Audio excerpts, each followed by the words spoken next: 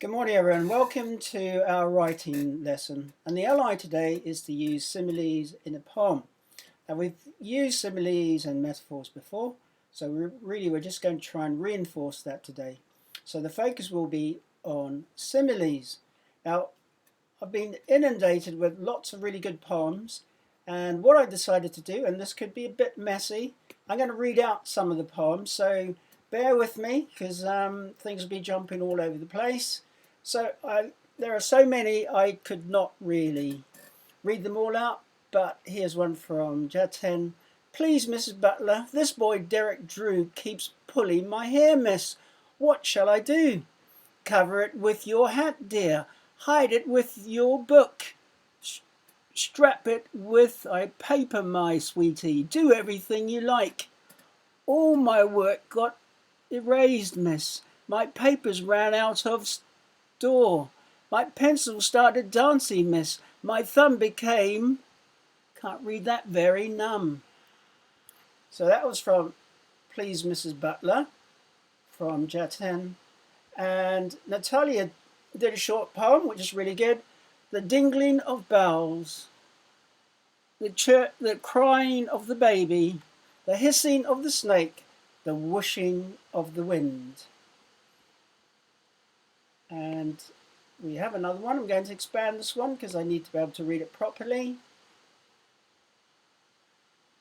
I might be a dog, a small brown dog, a fluffy, furry, funny, fat dog, as kind could be, and I'd want for my owner to throw the ball again in the sunny afternoon, and I do not think that there is a ball I wouldn't be able to catch. So that was a poem by Sophie, based on The Invisible Dragon, and we've got one more. Hopefully tomorrow I'll be able to read more. So this is from Fiona, My Invisible Griffin. I have an invisible griffin. She's such a remarkable protector. She shields precious possessions with her invisible claws, pushing away any intruder. My griffin is extremely confident. She straightway saves the people in danger. I'm struggling to read this. Why, she could be saving you from evil right now and be fighting a creepy challenger. So there's our poetry from last week, and I will endeavour to read more during the week. I'm going to slide this down a little bit because I need to be able to find which PowerPoint I'm going to use, and let me see. It's very messy doing this, but we're back in action. Okay, so the writing is based on poetry, and the ally will be to use similes and in a poem. So let us now start the presentation. So remember, pencil, pen, paper, pause button. I won't go on. So let's start our quiz for today in writing. So the first one, in a poem, each section is called a paragraph, verse, segment, or part. What does onomatopoeia mean? A word that is made from the sound it makes, a word that describes the size of an object, a word that compares something to another object using like or as. Do poems have to rhyme? Always, sometimes, or never? I think there's one more. Which of the following are features of poetry? Alliteration, captions, headline, rhythm. And I have mentioned two of those words. There are two possible answers in there.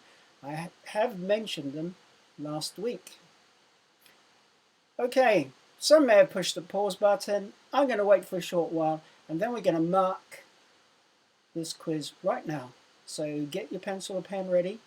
5, 4, 3, 2, 1. Let's mark. Right, in a poem, each section is called a verse. What does onomatopoeia mean? It's a word that is made from the sound it makes. That'll come in handy later on in our lesson. Which of the following are features of poetry? Alliteration, rhythm. Do poems have to rhyme? Sometimes, not always. And that takes us to free verse poetry. Well, free verse breaks all of those rules. They don't follow any rules. So a free verse poem does not have to rhyme, does not have to have rhythm. It can be written like a conversation or however the poet describes. You can see the layout down below. They've just broken all the rules. Does it matter? No, it doesn't, because it's a free verse poem. So some people prefer free verse because they're not going to be restricted by having to follow some traditional rules when writing poetry. They can write whatever they like. So they choose the topic or the subject and they write. So let's look at the poem that we had for reading comprehension earlier this morning. So we're back to this poem because you're going to see if you can come up with some of your own similes to rewrite or write a version of this poem. So let's have a look at some of the things we need to think about. We talked about similes in the reading comprehension. So the poet will use similes so that the reader can imagine what's happening. And then onomatopoeia, we've done quite a bit of work on onomatopoeia. So it does, the word describes the sound that you can hear, like smash, splash, slam, and so on. Structure. Well, we talked about this in the lesson. In this poem, in most lines, you start with a noun followed by a verb. So you have sun rises. Sun is the noun, rises the verb. Zephyr is the noun, catches is the verb or action word. So we can have the same. So we've got gulls soar. Gull is the noun, soar is the action or verb. And below in the second to last line, child crashes. Child is the noun, crashes is the verb. So what else do we need to think about? Well, we went over those word meanings this morning in the reading comprehension lesson. Just to refresh your memory, another word for zephyr is gentle wind or breeze. Even if you used wind, it would still be okay. Normally, a zephyr is a warm breeze. Collision, we now know synonyms for collision are crash, accident, and knock. And soar means to fly up or rise on the wind. Now, if you are struggling for words to include in your poetry, then you can look in the thesaurus to help you. Or if you have a word that you always use and you think, I need to think of another synonym because I can't keep using the same words all the time. So look in a thesaurus, or if you have a computer, you can Google it and you could just write collision, synonyms, soar, synonyms, and so on. So those are the things to think about. You can see the layout. There's only one verse, and the punctuation you can see at the end of play, football, collision, mouth, wind, clouds, and slide. There are 3 dots. Can you remember why those 3 dots are there? So it's something for you to think about after you've read that particular sentence or phrase. Okay, so everything's highlighted in a certain color. So red is the synonym. The sun rising is compared to a blossoming flower. The zephyr is compared to the wide receiver. Essentially, the wide receiver's catching the ball. The crashing waves are compared to a head-on collision, and so on.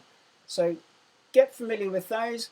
Now, all the words in green, they are examples of onomatopoeia. So you're very good at this now because you've used onomatopoeia in the poetry that you wrote, which is based around the sound collector. And all the poems I read related to the sound collector definitely were all the people were able to use onomatopoeia. So let's move on to the task now. It looks rather horrendous, but on the left hand side you can see I've taken all the words away. And what are you going to do today? Well, first of all, if you're going to do this task, you need to think about an outside place where your poem takes place. The poem that you've just seen takes place at the beach. So you need to think, now, where could I be? Could I be in the woods? Could I be by a lake? Or could I be walking up a mountain? Could I be somewhere with my friends, like cycling on the road? Up to you. So think of a place, an outside place where your poem takes place. That's my son, if you can hear him, making lots of noise. And then next, you need to jot down all your ideas and use your senses. The poet used his senses and he thought about words, things that he could hear, feel or touch, and smell. It could also be things that you could taste. And next, write a list of similes to match the place or activity. If you're in the woods, you would be comparing the trees to something maybe. The giant trees were like, don't know, it's up to you.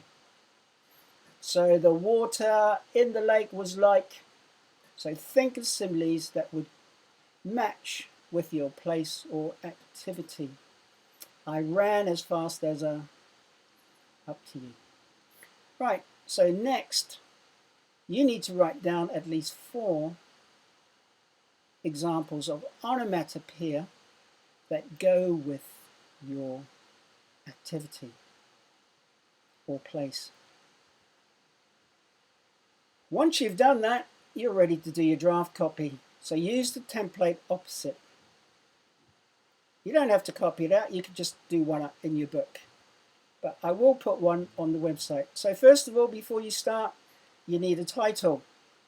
And the title in the poem had 2 onomatopoeic words. So your title needs to have the same.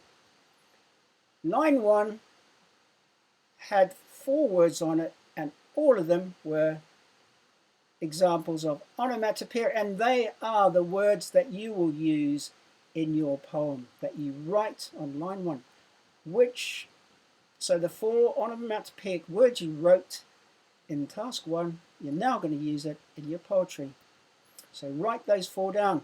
Line 2, you have to add a simple, you have to add a simile.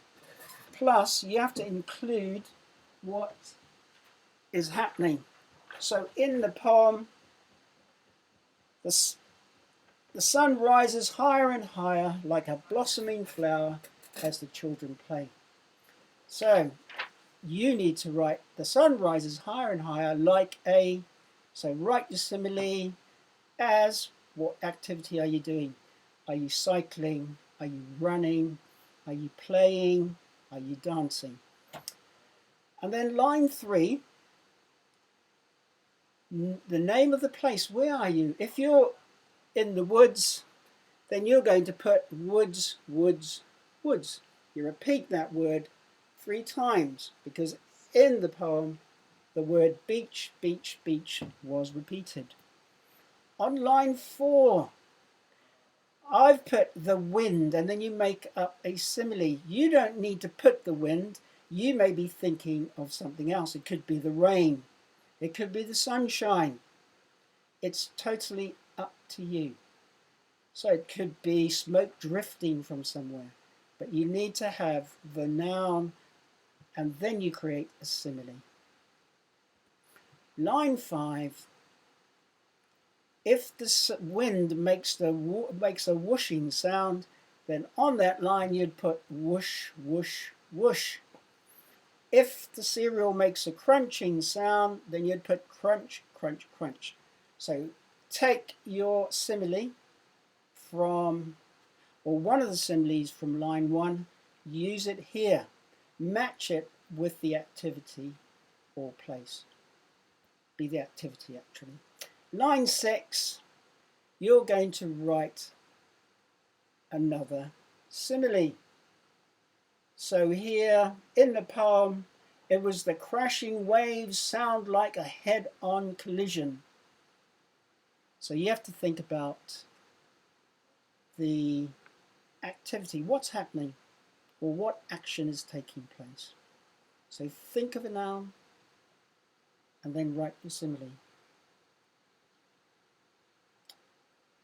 And below that, you will then write your onomatopoeic word that goes with line 6. So in the poem, they use the words boom, boom, boom, because the waves came crashing down. So crashing waves matched with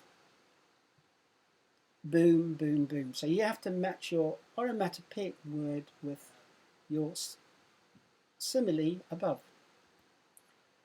Line 8, I've put a little example there.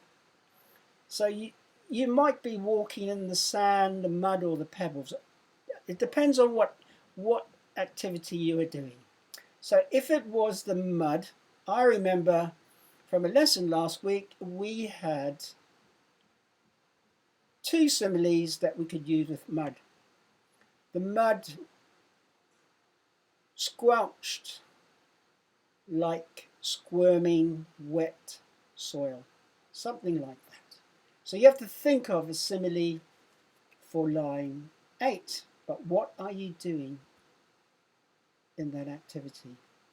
And then you would use 3 onomatopoeic words, or use your third one, I should say. So you would use squelch. If it was mud, it'd be squelch, squelch, squelch. And then line 10, you just rewrite line 2. So line 2 is the sun rises higher and higher like a, and it depends what you wrote in line 2. So repeat line 2. And then line 11, you just rewrite line 3. So where is the place? Were you in the woods or by the lake? If it's the lake, it'll be lake, lake, lake. And that will be it for your task today. That should take you quite some time. There's a lot of thinking involved here, but you probably need a copy of the original poem next to you so you can match it up with your version of the poem. So this task is not straightforward, but good luck with it. If you have a copy of the original poem next to you, that will help greatly. But think about your activities. That will help you with knowing what similes to write and which onomatopoeic word to use with that activity. Right, so, and that will be it for today. So don't forget, once you're done, you can send or email your work to yr3@grange.harrow.sch.uk. Good luck with the task. Speak to you tomorrow. Bye for now.